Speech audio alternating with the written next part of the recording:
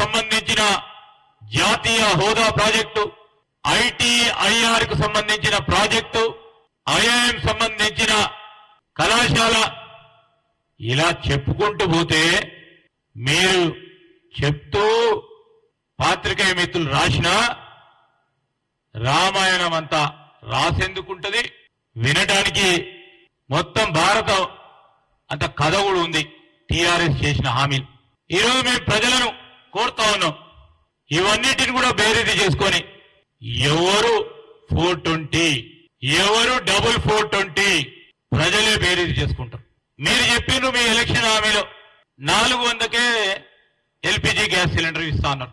మేము చెప్తే సామాజిక పెన్షన్ల భద్రతకు సంబంధించిన పెంపు చేస్తామంటే మీరు మాకంటే ₹1 పెంచేందుకు ప్రయత్నం చేసే మేనిఫెస్టోలో పెట్టారు.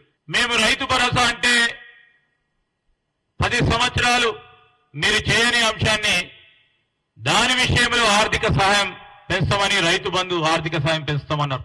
రాష్ట్రంలో మీరు చెప్పింది 93 లక్షల BPL కుటుంబాల్లోకి ప్రతి ఒక్కరికి 5 లక్షల విలువైన జీవిత బీమా పాలసీ ప్రభుత్వ ప్రీమియం కవర్ చేస్తుందని చెప్పింది. సామాజిక భద్రత పెన్షన్ కు సంబంధించి 2016 నుంచి 5,000 వరకు చేస్తామని చెప్పాను. దీన్ని 5 ఏళ్లుగా క్రమంగా పెంచుతామని చెప్పాను. దివ్యాంగులకి 6,016 వరకు పెంచుతామని చెప్పారు. ఆరోగ్య బీమా కవరేజ్ కూడా పెంచుతామని చెప్పారు. ప్రభుత్వం ఏర్పడిన 6 నుంచి 7 నెలల తర్వాత, ప్రభుత్వం ఏర్పడ్డ తర్వాత పాత్రికేయ మిత్రులు యావత్ తెలంగాణ ప్రజలందరినీ కూడా కోరుతా ఉన్నా, వారు మేనిఫెస్టోలో చెప్పింది ప్రభుత్వం ఏర్పడ్డ తర్వాత 6 నుంచి 7 నెలల తర్వాత బీఆర్ఎస్ హామీలు కార్యరూపం దాలుస్తాయని చెప్పారు. 2018లో ఇంతకుముందు చెప్పినట్టు మేనిఫెస్టోలో పొందుపరిచిన తమ ప్రభుత్వం 90% సామాజిక కార్యక్రమాలను నిర్వహించడం జరిగిందని చెప్పిండ్రు. వాస్తవం ఎంత ఉందో ప్రజలు గమనించిన కనుకనే మార్పు కోరిండ్రు. మీరు చెప్పిండ్రు 2023 మేనిఫెస్టోలో రెసిడెన్షియల్ జూనియర్ కాలేజీలన్నింటిని కూడా డిగ్రీ కళాశాలలుగా మారుస్తామని. ఈ రోజు మేము చెప్తా ఉన్నాం, తెలంగాణకి 6 నుంచి 7 లక్షల కోట్ల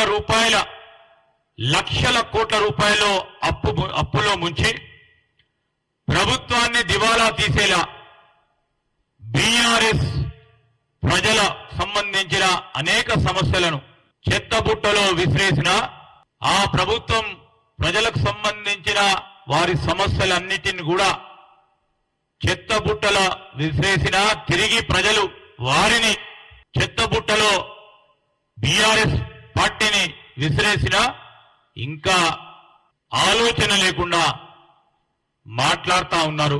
మేము ఇంతకుముందు అడిగినాం, ఇవన్నీ కూడా చెప్పి సరే 30 రోజులకే 25 రోజులకే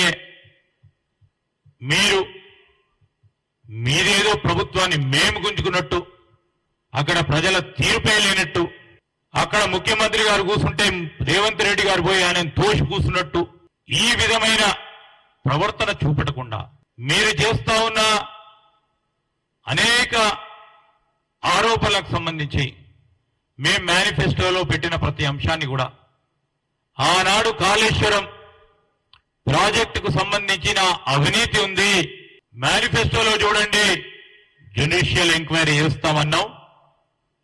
ముఖ్యమంత్రి గారు కానీ సాగునీటి మంత్రి గారు ఉత్తమ్ కుమార్ రెడ్డి గారు కూడా ఈరోజు జ్యుడిషియల్ ఎంక్వైరీ వేయటం జరిగింది. మీరు చెప్తా ఉన్నారు ప్రజలకు సంబంధించిన తలసరి ఆదాయం పెరిగిందని. ఈరోజు ప్రజలకు సంబంధించి, తెలంగాణ ప్రజలకు సంబంధించి తలసరి ఆదాయం పెరిగితే ఇంకా 1 కోటి కుటుంబాలు దారిద్ర్య దిగువ రేఖన BPL కింద ఎలా ఉంటాయి? మీరు వీటన్నిటి విషయంలో ప్రధానంగా ఆలోచన చేసి ముందుకు వెళ్లాల్సిన సందర్భాన్ని కూడా గుర్తు చేస్తా ఉన్నాం.